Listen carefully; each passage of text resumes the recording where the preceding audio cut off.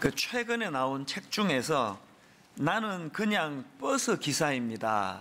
이런 제목의 책이 있는데요. 뭐 제목을 딱 들으면 이게 누가 썼는지 금방 짐작할 수 있지 않습니까? 이 저자는 전라북도 전주에서 시내버스를 운전하시는 분입니다. 이분이 이제 버스를 운전하면서 경험하는 애환을 틈틈이 이렇게 글로서 이제 남기고는 했는데 이걸 모아가지고 이제 책으로 엮은 겁니다. 그래서 그 책에 보면은 이 버스 기사가 얼마나 열악한 환경에서 일하는지 금방 알 수 있습니다. 그 책에 이런 내용이 있습니다. 하루 18시간씩 버스를 몰다 보면 내 안에 다양한 나를 마주하게 된다. 천당과 지옥을 수시로 넘나든다.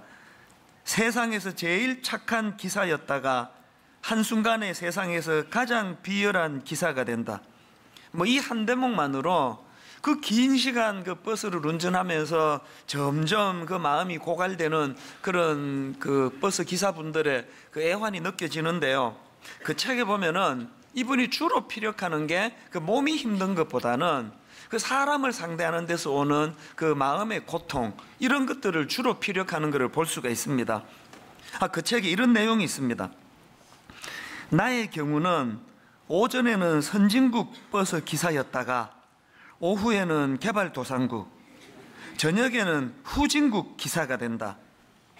그러나 하루 그 사람에게 받는 스트레스가 자꾸 이렇게 누적이 되니까 점점 갈수록 이제 마음이 메말라진다는 걸 이런 식으로 표현을 하고 있는 것 같습니다. 그리고 또 그 책에 이런 내용이 나오는데요. 보통 그 버스를 타다가 보면은 그 기사분이 이 선글라스나 또 마스크를 착용하는 그런 기사분을 종종 보지 않습니까? 이분이 왜 그렇게 하는지 설명을 되게 재밌게 하고 있습니다.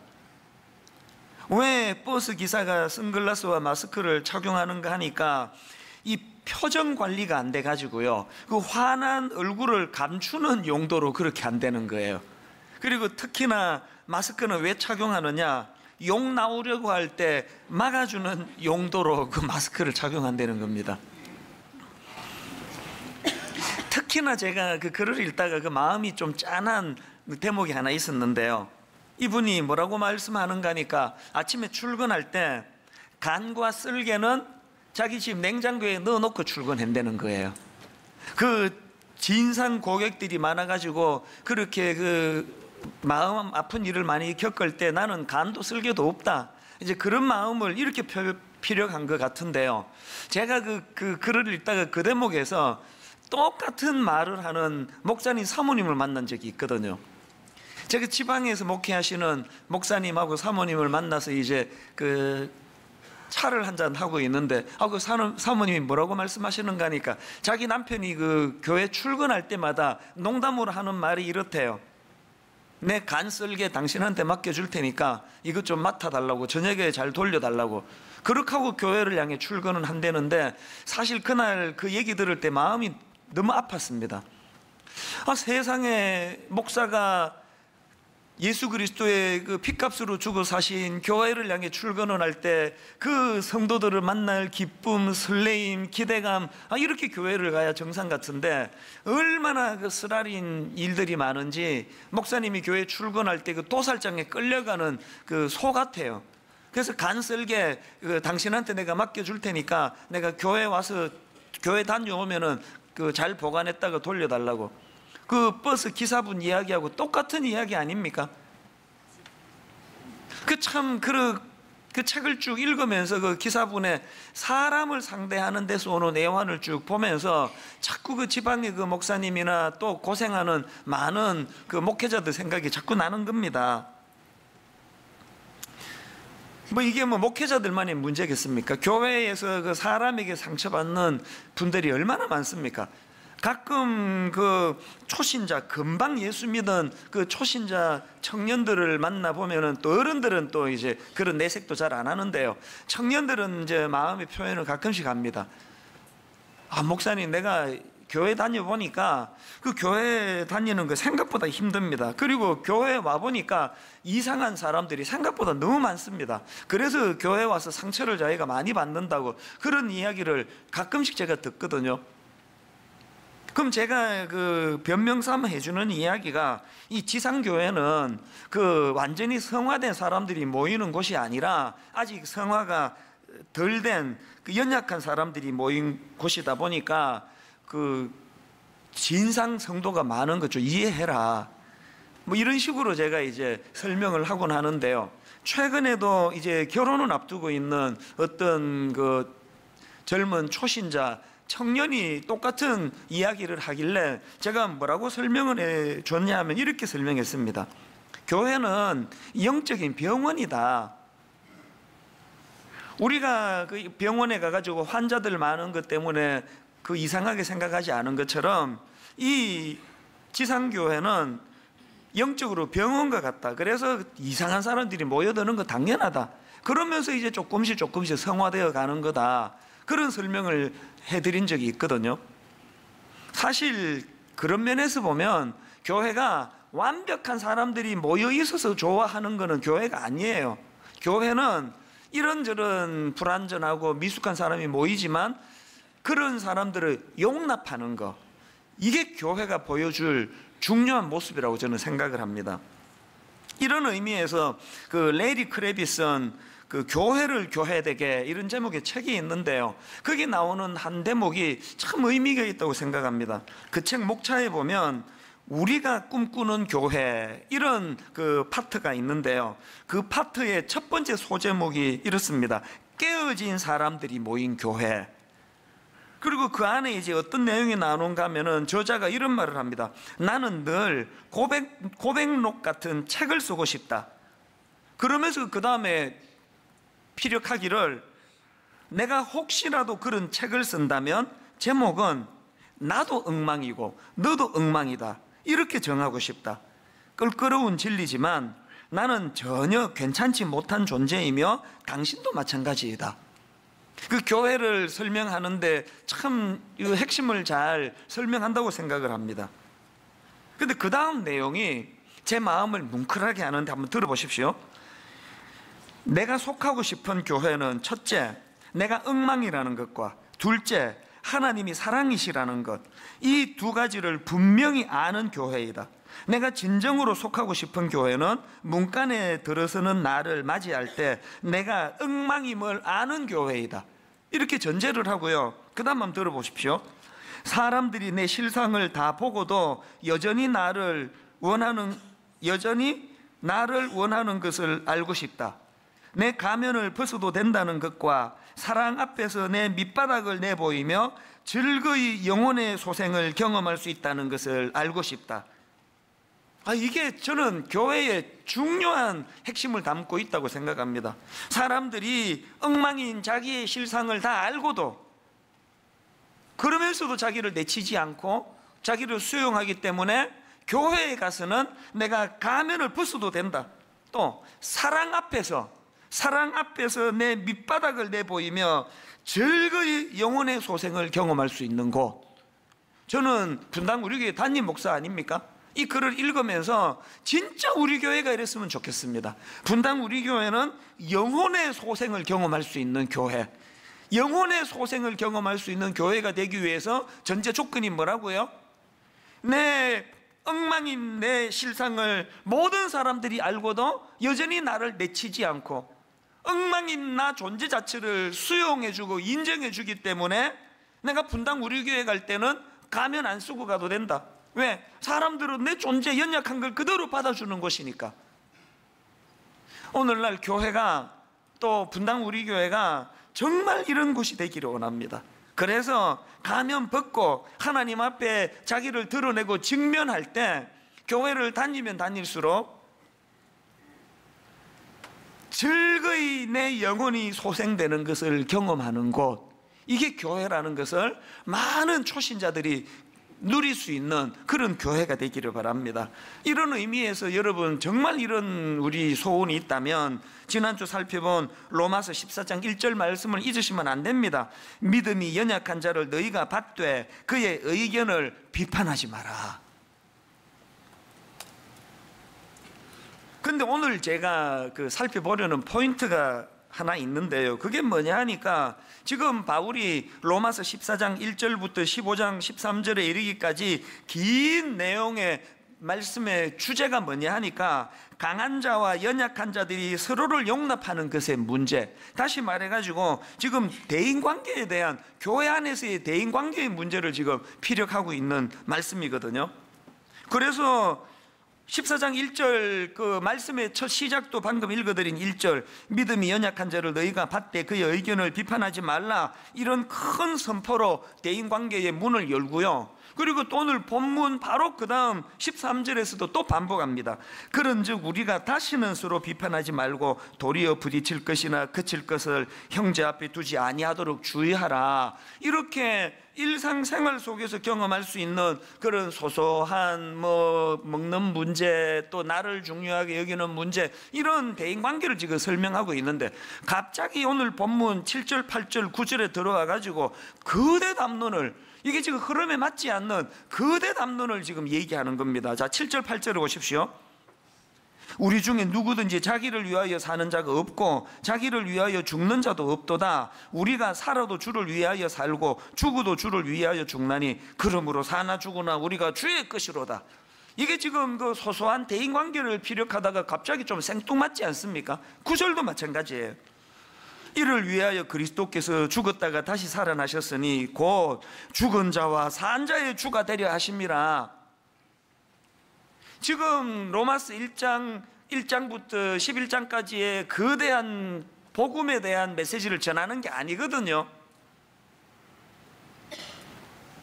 지금 바로 앞에서 바울이 그 먹는 문제, 그리고 또 날 지키는 문제, 이런 소소한 대인관계를 이야기하다가 왜 갑자기 이런 거대 담론을 여기다가 지금 피력하고 있는가?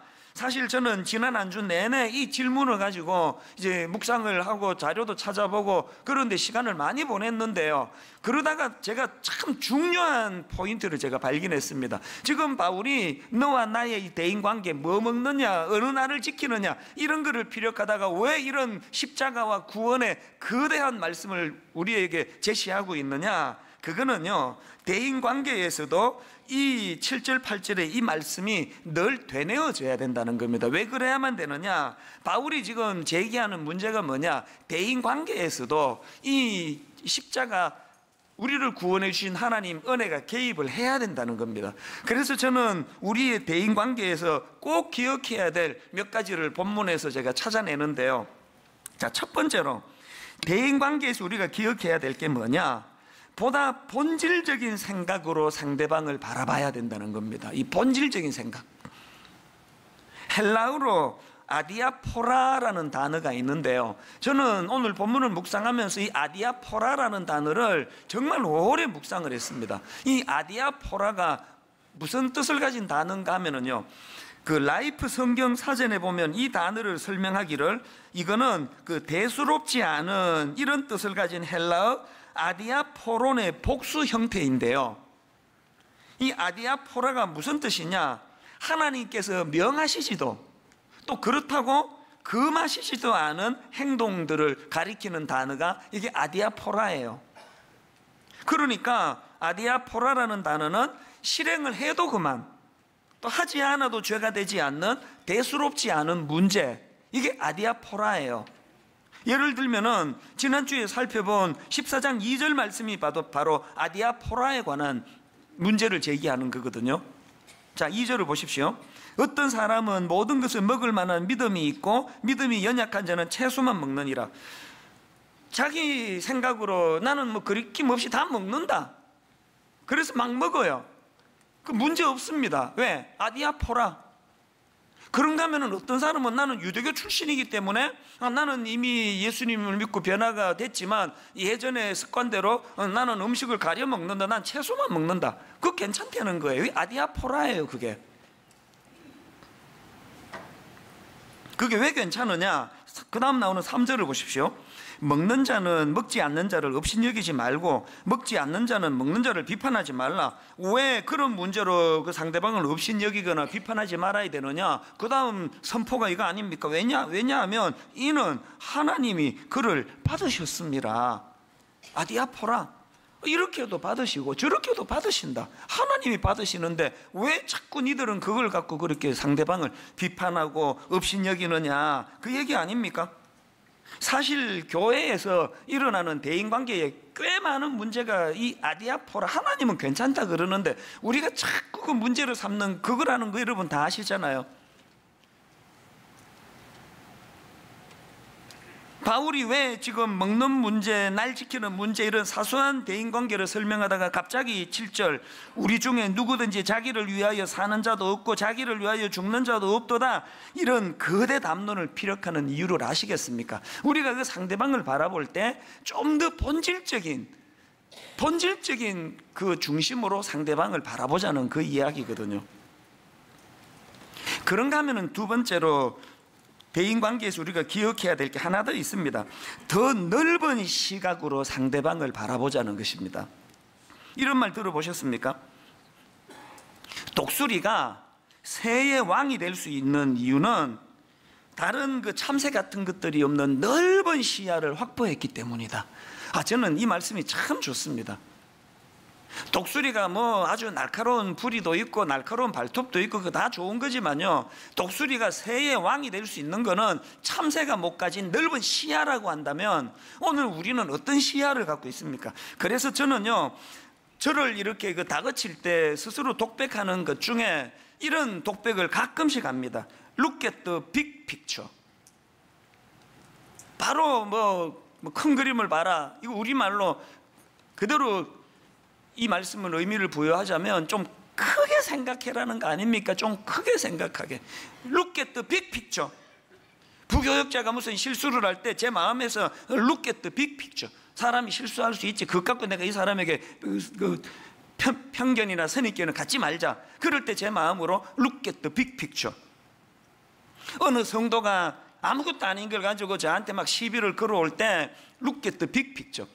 이걸 시시비비로 그 사람에게 다가가지 말고, 이분이 그 예전 교회에서 그 목사님한테 그 상처를 받았나 보다, 그래서 나 같은 목회자를 불신하나 보다, 그러면서 그거를 이렇게 수용해 주면서 받아주는 게 Look at the big picture 아닙니까?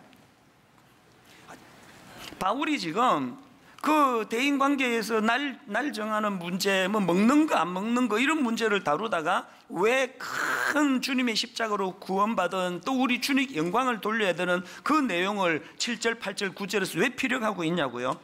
특히 9절을 보십시오. 이를 위하여 그리스도께서 죽었다가 다시 살아나셨으니, 그 사람의 행동에만 집중하지 말고 그 사람이 주님의 십자가로 구원을 받은 그 큰 그림으로 상대방을 우리가 바라보라는 거 아닙니까? 15절에도 보니까 만일 음식으로 말미암아 내 형제가 근심하게 되면 이는 내가 사랑으로 행하지 아니함이라. 그 다음에 무서운 말씀 나옵니다. 들어보십시오. 그리스도께서 대신하여 죽으신 형제를 내 음식으로 망하게 하지 마라. Look at the big picture라는 게 뭘 의미합니까? 이런 말씀들을 통해 뭘 깨닫습니까? 여러분, 그 14장 앞부분에서 비록 먹는 문제, 나를 중요하게 여기는 문제, 이런 것들은 서로 생각이 좀 다를 수 있지만, 그러나 근원적으로 8절 우리가 살아도 주를 위하여 살고 죽어도 주를 위하여 죽나니 그러므로 사나 죽으나 우리가 주의 것이로다. 이 큰 그림을 그려주는 이유가 뭐예요? 뭐 먹느냐 안 먹느냐 이런 사소한 문제는 우리가 생각이 다를 수 있어도 우리는 구원받고 근원적으로 같은 생각을 하는, 우리는 근원적으로 같은 방향을 향해 나아가는 그리스도의 영광이라는 큰 그림을 가지고 있는 공통점이 있지 않느냐. 이걸로 서로를 용납해 주어라. 오늘 여러분, 한국교회의 성도들이 세상 사람들에게 비춰지는 이미지는 뭐예요? 세상 사람들과 크리스찬의 차이는 그 담배 안 피는 거, 또 술 안 마시는 거, 그것도 해서 또 뭐 슬쩍슬쩍 다 마시잖아요. 또 뭐 차이라는 게 그저 뭐 술 담배 안 하는 거, 뭐 주일날 뭐 성경책 들고 교회 가는 거, 이런 정도로 차이가 없다면은 그 부끄러운 거 아닙니까?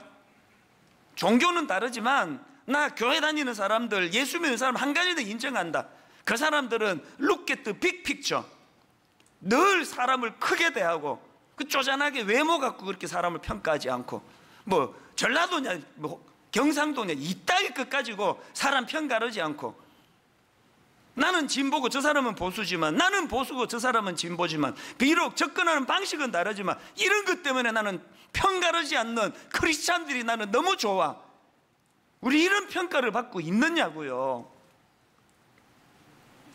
나는 내 신앙의 양심을 따라가지고 저녁 예배 갈 때 밥 굶고 돈 안 쓰기 위해서 그냥 가지만, 또 저 사람은 저 사람 사정대로 저녁을 사 먹고 들어오는 거에 대하여 큰 그림을 가지고 그것을 용납할 수 있는 여기까지를 바울이 원하기 때문에 오늘 바울이 거대 담론으로 대인관계를 설명하고 있다는 겁니다.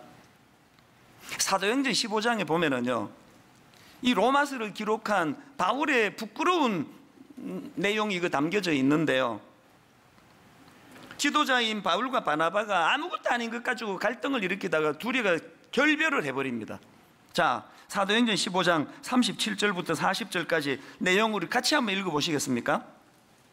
바나바는 마가라 하는 요한도 데리고 가고자 하나 바울은 밤빌리아에서 자기들을 떠나 함께 일하러 가지 아니한 자를 데리고 가는 것이 옳지 않다 하여 서로 심히 다투어 피차 갈랐으니, 바나바는 마가를 데리고 배 타고 구브로로 가고 바울은 신라를 택한 후에 형제들에게 주의 은혜의 부탁함을 받고 떠나. 여기 보면은 그 지도자라고 하는 바울과 바나바가 2차 전도 여행을 준비하는 과정에서 그 마가를 데리고 가는 문제를 가지고 싸우다가 이게 마음이 하나가 안 돼가지고 결별을 해버려요. 그 다 지나놓고 보면은 그 아무것도 아닌데 그 누굴 데리고 가고 안 데리고 가고 뭐가 중요하냐고요. 특히 바울 입장에서는 그 1차 전도 여행 중에 마가가 실수한 걸 자기가 그걸 용납하지 못하던 그런 그 좁은 마음을 두고 얼마나 부끄러웠겠냐고요. 우리가 지난 시간을 돌아보면 그 어릴 때 젊을 때 이런 그 부끄러운 기억들이 다 많은 거 아닙니까? 저도 마찬가지예요. 저는 20대 초반에 미국으로 이민 갈 당시를 생각하면 부끄러운 게 한두 가지가 아니에요. 그 중에 그 에피소드 하나가 저를 괴롭히는데요, 처음에 제가 이제 미국 가자마자 랭귀지 스쿨에 들어갔습니다. 내셔널 칼리지 오브 에듀케이션이라고 교육대학인데요, 거기서 이제 금방 유학 오거나 이민 온 영어 잘 못하는 사람들이 이제 거치는 코스를 제가 다녔는데, 그 코스에 그 83년도에 그 시카고의 그 폴란드 출신들이 많이 이민을 오던 그런 상황입니다. 그래서 이제 그 외국 사람들이 다 모여 있는 그 ESL이라고 랭귀지 코스에 거의 폴란드 출신이 한 50% 60% 됐고요. 다 자기들끼리 다 통해요. 그리고 이제 한국에서 저 혼자 왔고요. 중국에서 온 사람 하나 있고 뭐 이런 식으로 드문드문 이제 외국인들이 있었는데요. 1년을 그렇게 잘 보냈는데 마지막에 종강을 앞두고 문제가 생긴 거예요. 그 폴란드 사람들이 아주 그 사람들 나빠요. 자기들 숫자가 많다고 돈 얼마씩 걷어가지고 교수님 수고했는데 선물 사드리자. 거기까지는 좋은데요, 자기들이 뭘 고르기로 했느냐, 자기들 민속 무슨 그 폴란드 무슨 뭐 뭔지도 몰라요. 우리로 치면 뭐 하회탈 뭐 이런 식으로 자기들 나라의 무슨 그거를 선물을 결정했다는 거예요. 의협심이 강한 저로서는 그거를 용납할 수가 없었습니다. 아니 왜 폴란드 사람이 많다고 해가지고 이게 중국계도 있고 한국계도 있고 다른 민족이 많은데 왜 폴란드 그거를 사느냐, 나는 이거 용납할 수 없다 그러면서 막 엄청 내가 싸웠습니다. 안 된다고. 이거는 정의를 구현하는 차원에서 그래서 제가 그 중국에서 온 그 친구 굉장히 내가 실망했어요. 그러면 내가 그 친구한테 영어도 안 되는데 뭐 막 이렇게 막 손짓 발짓 하면서 이거는 용납할 수 없다고, 이거는 막아야 된다 그러면서 그랬더니 그 친구가 조용한 소리로 뭐 한마디를 딱 하더라고. 이렇게 내버려 둬라. 굉장히 내 실망했습니다. 뭐 이런 비겁한 사람이 있느냐고. 그래가지고 결국은요, 의협심이 강한 저는요 거기에 동참 안 하고 그 회비보다 훨씬 많은 돈을 들여가지고 내가 개별적으로 사가지고 선생님께 따로 드렸어요. 그러면서 그 중국에서 온 그 친구를 내 굉장히 그 의식도 없는 사람이라고 제가 무시했는데요. 그리고 여러분 그게 지금 한 5, 6년이 지났거든요. 내 그때를 생각하면 부끄러워 죽겠어요. 진짜 부끄럽습니다. 이게 오늘 본문으로 말하면 이 아디아포라 아닙니까? 그 폴란드 무슨 인양이면 어떠고 뭐 한국 뭐 하회 딸이면 어떻습니까? 수고한 선생님께 고마운 마음을 표현하면은 그게 되는 거 아닙니까? 그걸 무슨 막 그 정의를 내가 행한다고 공의를 내가 세운다고 그렇게 깐깐하게 그래가지고 그 창피해 죽겠어요. 내가 중국계 친구를 그 이후로 못 만나가지고요. 지금이라도 만나면 한국 사람 다 나갔지 않다고 그 일 꼭 해주고 싶어요. 여러분 그때 23살 어리니까 그랬다 치는데 여기 지금 나이 좀 드시고 그 예수 오래 믿은 사람 중에 그때 저 같은 분이 얼마나 많은지 아세요? 들어보면 그게 아무것도 아닌 건데 그걸 막 엄청나게 뭐 무슨 공의를 세우는 것처럼 그래가지고 이민 처음 갔을 때 그 교회에서도 마찬가지예요. 근데 진짜 부끄러워요. 저는 그 고신 교단에서 이렇게 그 타 교단을 접해 본 적이 없다가 이민 교회는 모든 교단이 다 모이는 데 아닙니까? 이런 배경 저런 배경 다 모여 있는데 막 청년부 성경 공부할 때마다 막 진짜 많이 싸웠습니다. 칼빈주의가 옳다 그러면서 막 목에 핏대 세우고 막 다른 주장하는 사람들은 막 구원도 못 받을 것처럼 막 소리 지르고 막 교회만 가면은 막 굉장히 많이 싸웠어요. 성경 공부할 때. 그래가지고 주일 지나고 집에 가면 막 피곤해 죽겠어요. 맨날 싸우느라고. 그게 진리 사수입니까 그게? 근데 참 부끄러워요. 신혼 때도요 주로 싸움을 내가 걸었어요. 뭐 집사람에 대해서 뭐 이게 옳고 이게 뭐 그러는데 지금 우리 부부 1년간에 싸울 일 거의 없습니다. 내가 좀 철이 좀 들었거든요. 이래도 괜찮고 저래도 괜찮은 거 그 좀 허용하고 배려하고 그러니까 세상에 싸울 일이 없어지는 거예요. 제가 신학교를 결정할 때 왜 고신을 안 간지 아십니까? 그때 두 가지 제가 마음에 결심한 게 원칙을 정한 게 고신은 안 간다. 이미 내 몸속에 고신 피가 흐르는데 이미 나는 고신 정신으로 무장했는데 또 내가 고신 신학 가가지고 목사가 되면 고신 그렇게 교단에 매일 것 같아서 나 고신은 안 간다. 두 번째, 고신하고 가장 컬러가 비슷한 그런 교단으로 간다. 그랬더니 누가 그게 총신이라 그러더라고요. 그래서 제가 총신 간 거 아닙니까? 여러분 고신 교단이 문제가 있어서가 아니고요 그걸 편협하게 바라보는 나한테 문제가 있었기 때문 아닙니까? 저는 지금도요 내 뼛속 깊이 고신 정신이 저 안에 살아 역사하는 걸 저는 느끼거든요. 그러나 예전처럼 이것만이 옳다고 편협되게 생각하진 않습니다. 바울이 뭘 강조하는지 아시겠죠? 마지막 세 번째로 여러분 우리 대인관계에서 기억해야 될 하나 더 있습니다. 하나님 중심의 생각으로 상대방을 바라봐야 된다는 것입니다. 오늘 본문에서 특이한 게 뭔지 아십니까? 6절부터 8절까지 사이에 위하여라는 말이 7번 반복이 돼요. 특별히 주를 위하여 이게 5번이나 반복이 됩니다. 자, 여러분 한번 확인을 하면서 본문을 보시겠습니까? 6절부터 8절 내용을 보시면서 우리 같이 한번 읽어보시겠습니다. 나를 중히 여기는 자도 주를 위하여 중히 여기고 먹는 자도 주를 위하여 먹으니 이는 하나님께 감사하며 먹지 않는 자도 주를 위하여 먹지 아니하며 하나님께 감사하느니라. 우리 중에 사는 자가 없고 자기를 위하여 죽는 자도 없도다. 우리가 살아도 주를 위하여 살고 죽어도 주를 위하여 죽나니 그러므로 사나 죽으나 우리가 주의 것이로다. 지금 대인관계 얘기하다가 생뚱맞게 주를 위하여 이걸 지금 왜 이렇게 강조하는 겁니까? 바울이 뭘 강조하고 싶은 거예요? 여러분 우리 삶의 목적이요 하나님 중심으로 바뀌게 되면은 그 주님이 보시는 안목으로 상대방을 바라볼 수 있게 된다는 것입니다. 탕자의 비유에서 그 큰아들이 그 마뜩자는 그 가출하고 돌아온 그 못된 동생을 왜 용납해야 되냐고요? 이유 딱 하나예요. 용납해야 된다면 이유는 딱 하나입니다. 누가복음 15장 23절 24절 그리고 살찐 송아지를 끌어다가 잡으라. 우리가 먹고 즐기자. 이 내 아들은 죽었다가 다시 살아났으며 내가 잃었다가 다시 얻었노라 하니 그 다음 보세요. 그들이 즐거워하더라. 그들이 즐거워했던 이유는 딱 하나예요. 그 아버지가 즐거워하시니까요. 그 마뜩자는 동생을 큰아들이 용납해야 되는 이유가 뭐라 그랬습니까? 아버지가 그것을 기뻐하시기 때문이에요. 그 성경에 그 큰아들이 뭘 자랑합니까? 나는 아버지 많이 도와드렸다고, 나는 순종했다고. 큰아들이 뭘 모릅니까? 아버지 심부름하는 것보다 더 중요한 거는 아버지의 마음을 헤아리는 거예요.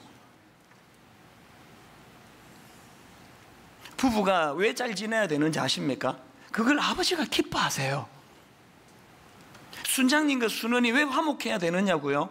아버지가 그걸 기뻐하세요.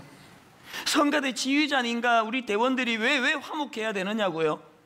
맨날 말씀드리잖아요. 아버지가 니들 목소리로 사부 잘 내는 것보다 중요한 건 마음으로 서로를 하나 되게 하는 하모니가 더 중요하다. 아버지가 그걸 기뻐하시거든요.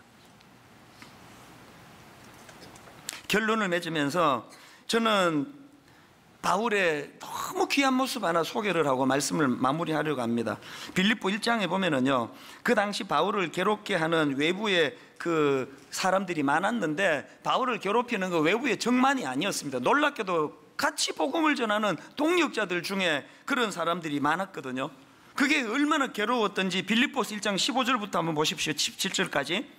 어떤 이들은 투기와 분쟁으로, 어떤 이들은 착한 뜻으로 그리스도를 전파하나니 이들은 내가 복음을 변정하기 위하여 세우심을 받은 줄 알고 사랑으로 하나 그들은 나의 매임에 괴로움을 더하게 할 줄로 생각하여 순수하지 못하게 다툼으로 그리스도를 전파하느니라. 이게 어떤 상황인지 아시겠죠?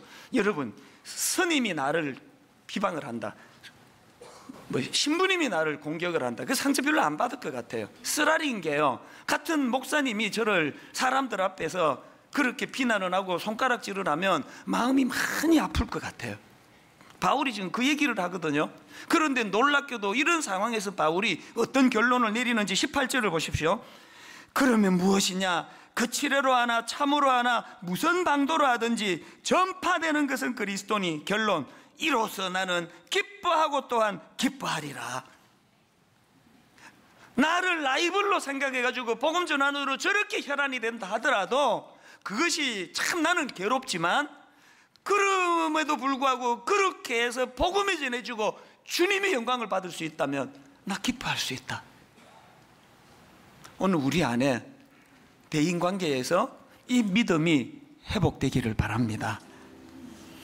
우리 주 예수 그리스도의 은혜와 하나님 아버지의 다함없는 사랑과 성령님의 감동, 감화, 위로교통 충만하심의 역사가 주신 말씀 마음에 담고 더 넓은 마음을 가지고 포용력을 가지고 주님의 그 높고 깊으신 성품을 닮아가려고 애쓰며 그렇게 기쁨으로 예배하며 또 세상을 향해 나아가는 모든 주의 자녀들 머리 위에 지금부터 영원토록 함께 하시기를 간절히 축원하옵나이다. 아멘.